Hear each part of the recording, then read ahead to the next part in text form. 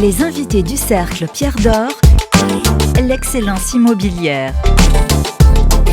Ces professionnels construisent l'immobilier d'aujourd'hui et de demain. Rencontre avec des femmes et des hommes remarquables.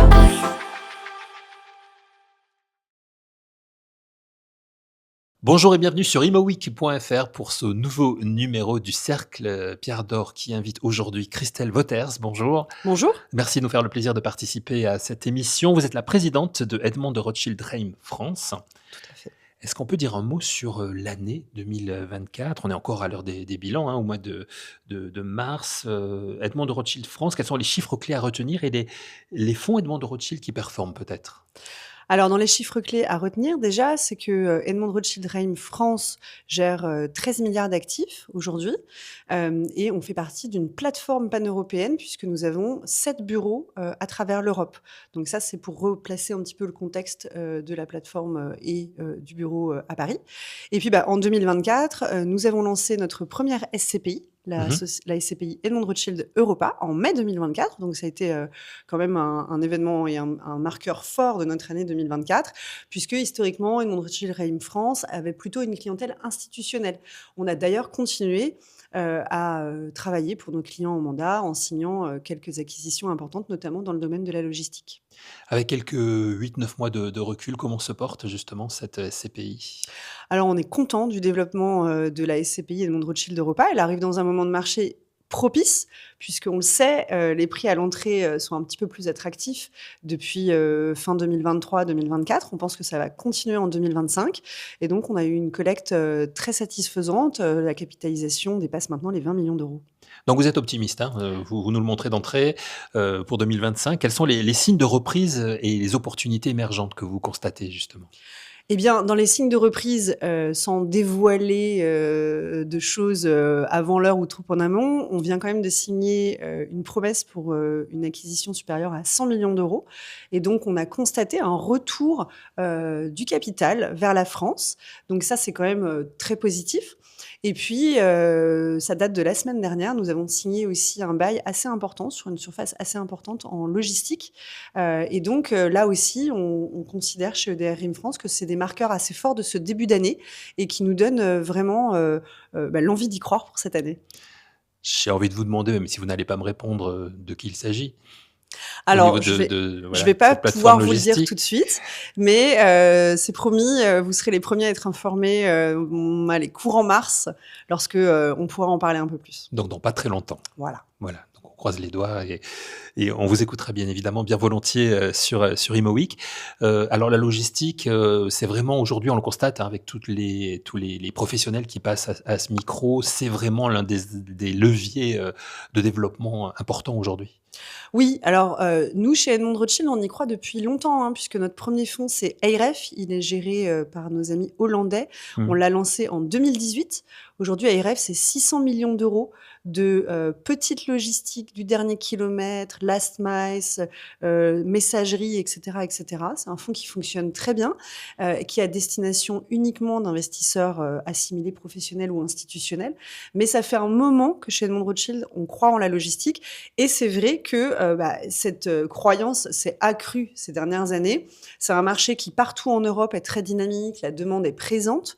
Alors, il faut Vous étiez précurseur finalement, parce qu'en 2018, c'était une période où la logistique n'avait pas forcément le vent en poupe. Tout à fait. Quand on en parle avec Théo, le fund manager de AREF, il raconte que lui, quand il arrivait en 2018 pour expliquer qu'il croyait au last mile, à la messagerie, tout le monde le regardait avec des grands yeux en se demandant de quoi il parlait.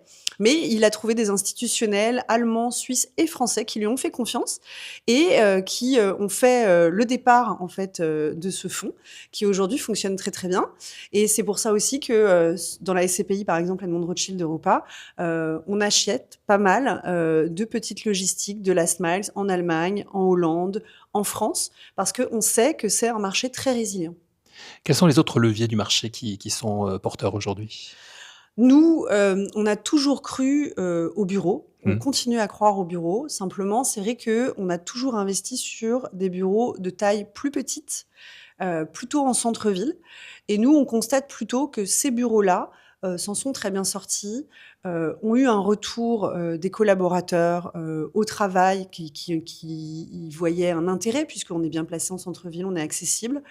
On n'a pas eu, de départ massif et donc on continue aujourd'hui, à regarder et à investir dans le bureau, mais encore une fois, de taille peut-être un peu plus réduite.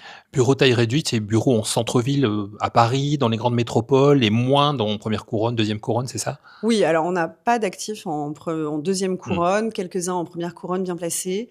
En effet, on a toujours été plus concentrés sur, le centre-ville, les villes de région, dynamiques et donc ça nous a plutôt porté chance et on a aussi une autre compétence chez Edmond Rothschild, partout en Europe, c'est le life science. Ça a commencé à Genève, en Suisse, où ils ont commencé à développer des laboratoires avant le Covid. Donc là aussi, c'est pas une croyance, post-Covid. Et on a pas mal d'investissements sur cette, catégorie d'actifs en France qui sont, soit en développement, soit qui viennent d'être livrés et pour lesquels on a des commercialisations en cours assez intéressantes.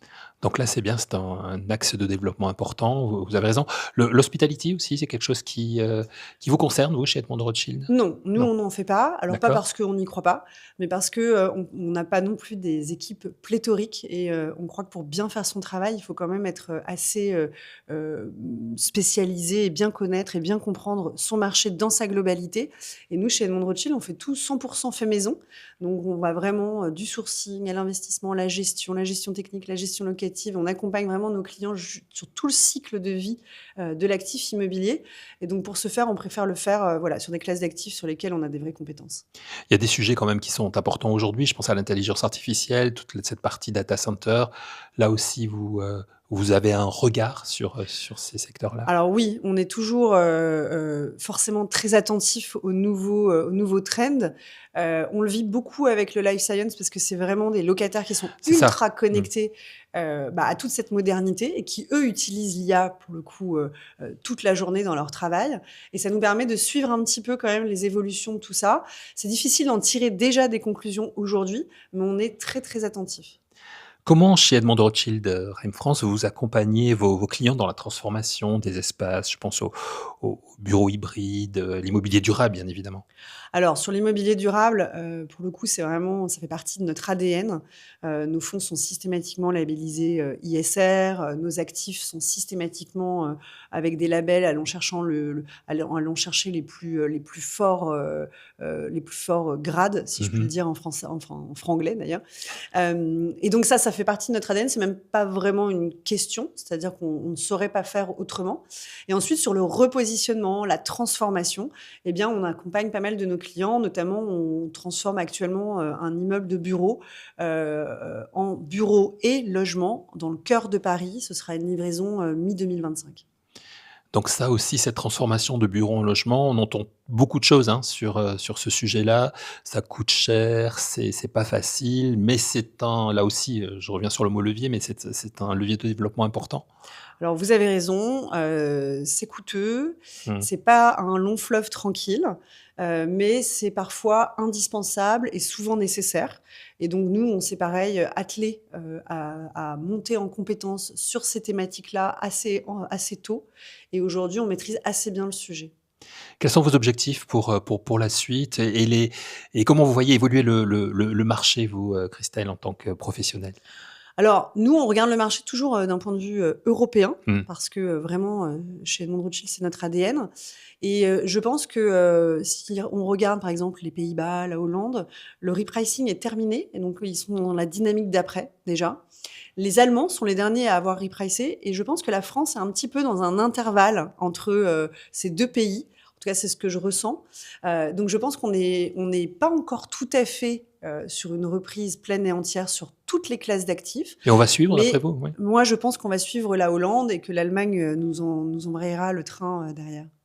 Quelles sont vos raisons d'espérer aujourd'hui chez Edmond de Rothschild Reim France? Bah, comme je viens de vous dire, nous, on commence l'année avec une belle acquisition, avec des signatures de baux, avec une collecte qui est au rendez-vous sur notre SCPI.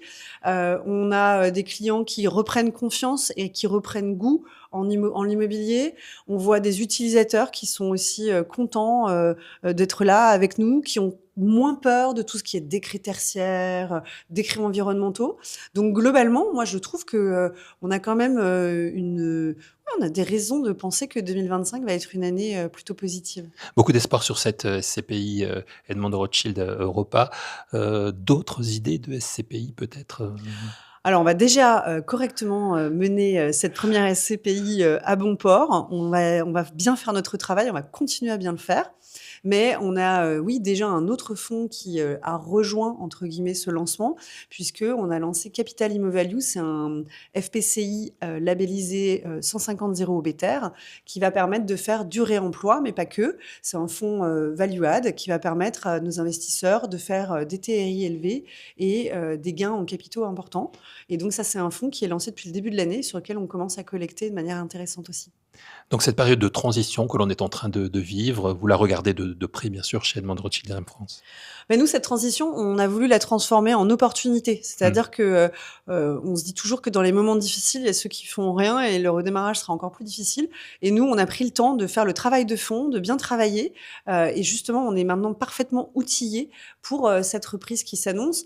On était dans un marché un peu fou. Maintenant, je pense qu'on est dans un marché qui va se stabiliser, justement.